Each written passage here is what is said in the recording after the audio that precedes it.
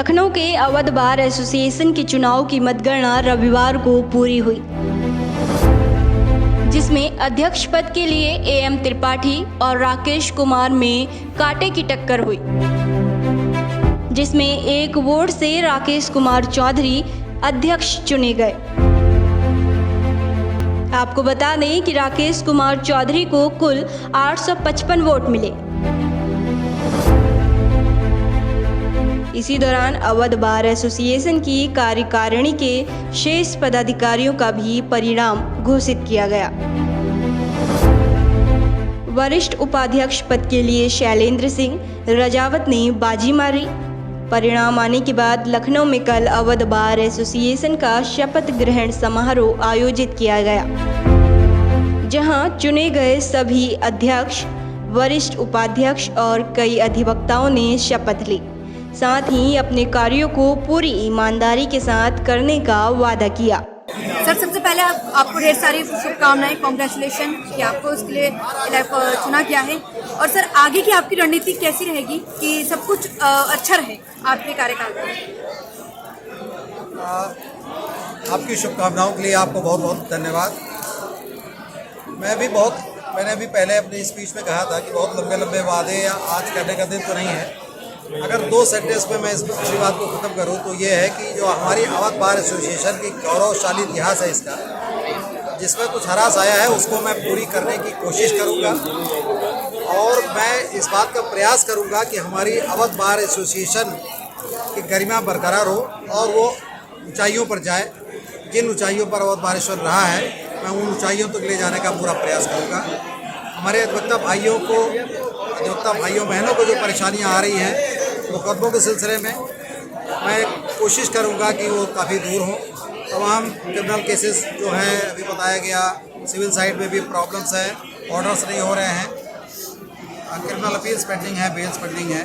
मेरा ये प्रयास होगा कि इन सब समस्याओं को दूर करने का प्रयास करूँ, जिसमें हमारे अधिवक्ता भाइयों के साथ साथ लिटिगेंट्स भी काफ़ी परेशान होते रहते हैं और जो न्याय की अवधारणा है उसमें कमी आती है। सर, एक व्यक्तिगत सवाल पूछना चाहूंगी। पुलिस और अधिवक्ता कभी भी इन लोगों की बनती नहीं है, किसी न किसी चीज को लेकर इनकी लड़ाई झगड़े रहती है, जिसकी वजह से अधिवक्ता ज्यादातर हड़ताल करते हैं या अपनी मांग को लेकर आते हैं। तो ऐसे में जब एक परेशानी समस्या आपके सामने आएगी तो उसका समाधान आप कैसे निकालेंगे? देखिए, ये कोई बहुत बड़ी समस्या नहीं है। इस समस्या को सिर्फ बढ़ा चढ़ा के पेश कर दिया जाता है। अधिवक्ता समाज भी लोगों के हितों के लिए काम करता है, पुलिस भी लोगों के हितों के लिए काम करती है। कभी कभी, और दोनों कानून से जुड़े हुए लोग हैं, लॉ एंड ऑर्डर से, कभी कभी थोड़ा सा टकराव किसी चीज़ को लेकर के होता है, लेकिन उसको बढ़ाया ज़्यादा जाता है। तो मुझे लगता है कि ये कोई बहुत बड़ी परेशानी नहीं है जिसको दूर करने में बड़ी समस्या है। मेरा ये प्रयास होगा कि हम अपने अधिवक्ता भाइयों बहनों को भी इस बात के लिए समझाएंगे कि ऐसी कोई चीज़ ना आए, और हम जो पुलिस प्रशासन है उनसे भी इस बात का अनुरोध करेंगे कि हमारे अधिवक्ता भाइयों की इज्जत रखें और ऐसी कोई परेशानी ना आए। पद पर चयनित किए गए हैं, तो सबसे पहले तो बताइए कैसा आपको लग रहा है? बहुत बड़ी जिम्मेदारी है, विशेष रूप से इस चुनौतीपूर्ण कालखंड में जब हमारा अधिवक्ता समाज बहुत सारी चुनौतियों और बहुत सारी समस्याओं से घिरा हुआ है। हम लोग पूर्ण रूप से अपना 110% देने का प्रयास करेंगे। तो सर, अभी कुछ सोचा है कि आगे क्या योजनाएं आप बनाएंगे? तत्कालिक रूप से बहुत सारी समस्याएं हैं, जैसे हमारे कैंटीन बंद है, क्लाइंट्स के कोर्ट के अंदर का प्रवेश बंद है, कोर्ट्स, कई सारी कोर्ट्स में आधी कुर्सियां बंधी हुई हैं, बैठने की समस्या नहीं है, मुकदमों की लिस्टिंग की समस्या है, कई तरह की समस्याएं हैं जिस पर हम लोगों की नज़र है पहले से। हम लोग जल्दी ही आपस में बैठक करके और संयुक्त रूप से निर्णय लेकर के जल्दी ही समस्याओं के निदान के बारे में आगे बढ़ेंगे। सर, अगर आपके अधिवक्ताओं ने आप पर भरोसा दिखाया है तो ऐसे में उनके भरोसे को कायम रखने के लिए आप क्या कुछ करेंगे आगे चलकर? अधिवक्ताओं द्वारा जताया गया ये अपार जन समर्थन अपने आप में एक बहुत बड़ा दायित्व बोध दिलाता है। इस दायित्व को पूर्ण करने के लिए हम लोग दिन रात एक करके अधिवक्ता समाज के हित में काम करेंगे। इलेक्टेड हुए हैं लोग, उनको आप क्या कहना चाहेंगे और क्या ढेर सारी बधाइयाँ देना चाहेंगे और भविष्य के लिए क्या मैसेज देना चाहेंगे? किस तरह का काम करे वो लोग? प्रॉब्लम्स इतनी ज़्यादा हैं, उस प्रॉब्लम्स को पहले क्रमवार बनाना पड़ेगा कि प्रायोरिटी में किसको लें, और उन प्रॉब्लम को दूर करना बहुत ज़रूरी है। हमारी एडवोकेट प्रोफेशन में इस समय इतनी समस्याएं हैं कि नॉर्मल एडवोकेट जो नया आता है उसको वकालत करना बड़ा दूभर हो गया, बड़ा मुश्किल हो गया। सबसे पहले तो सर आपको बहुत बहुत शुभकामनाएं। और सर आज आपको जो जीत मिली है इतनी बड़ी, उस पर आप क्या कहना चाहेंगे? सबसे पहले तो मैं जीत की खुशी में अपने अवध बार के जितने भी मेंबर हैं सबको हार्दिक धन्यवाद देता हूँ और बहुत बहुत मैं उनके जो भी दायित्व हमको दिए हैं उस पर मैं खरा उतरूँ, पूरा प्रयास करूँगा। सर रिजल्ट आने से पहले, जब रिजल्ट नहीं आया होगा तो उससे पहले माइंड में आपकी क्या चल रहा था कि जीत मिलेगी या नहीं? नहीं, हमको पूर्ण विश्वास था कि हमको विजय मिलेगी, क्योंकि मैं पूरी कर्तव्य निष्ठा के साथ अपने अधिवक्ता भाइयों से साथ जुड़ा रहा और जिस दायित्व को मुझे उन्होंने सौंपा है पूरी तरह निर्वहन। वहीं अधिवक्ता, आपने बोला कि अधिवक्ता आपके भाइयों ने आपको जिताया है, तो ऐसे में आने वाले भविष्य में उनके लिए आप क्या कुछ कार्य करेंगे?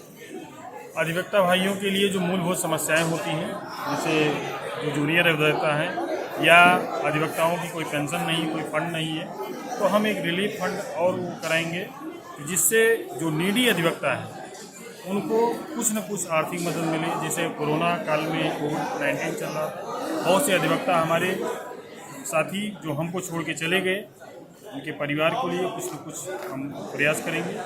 बहुत ही कष्टदायक अधिवक्ता के लिए समय था, उसका पूरा प्रयास करेंगे तो उनको कुछ न कुछ भरने का। इस जश्न के माहौल में जहाँ पे आज आपके नए अध्यक्ष बनाए गए हैं, कई लोगों के लिए ये कह लीजिए कि उनका जितना भी कार्य होता है, क्योंकि अधिवक्ता काफ़ी परेशान होते हैं कई चीज़ों को लेकर, उनकी मांगें सुनी नहीं जाती, पर एक अध्यक्ष जब होता है तो उनकी मांगों को भी सुना जाता है और उनकी मांग सरकार तक भी पहुँचाई जाती है। तो ऐसे माहौल में आप क्या कहेंगे?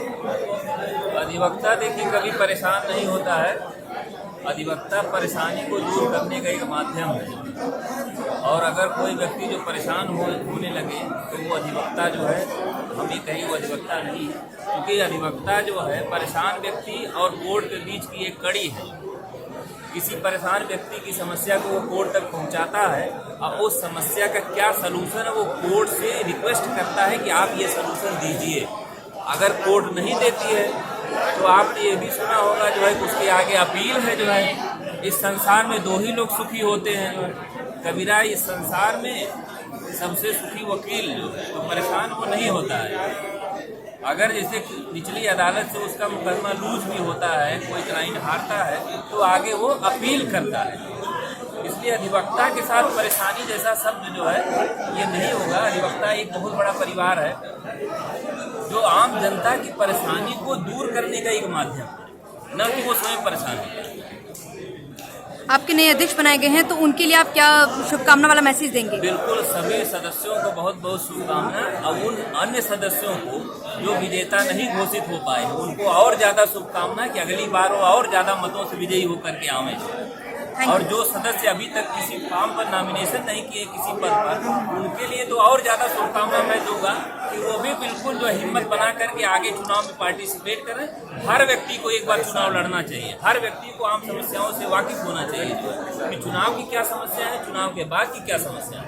सर आप ये कहना चाहेंगे आज से सर्टिफिकेट जो डिस्ट्रीब्यूशन सेरेमनी हुई है, इसके बारे में आप क्या कहेंगे? ये बहुत ही अच्छा कार्यक्रम है। यहाँ पे जो लोग और बार के जो कई महीनों से चल रहा था ये चुनाव प्रक्रिया, कोविड में जो है ये लोग झेलते रहे, तो एक नई कार्यकारिणी का यहाँ पे गठन हो गया है। उसी के प्रमाण पत्र वितरण समारोह था और उसमें जो है अध्यक्ष श्री राकेश चौधरी जी और सेक्रेटरी के पद पर श्री अमरेंद्र नाथ त्रिपाठी जी चयनित हुए हैं। उन्हीं के डिस्ट्रीब्यूशन में था। वर्तमान और नवगठित कार्यकारिणी और जो निवर्तमान थे वो सब लोग यहाँ पे एकत्रित हुए थे। हमारे इंटर कमेटी के सभी अध्यक्ष और सदस्य जो उपस्थित थे।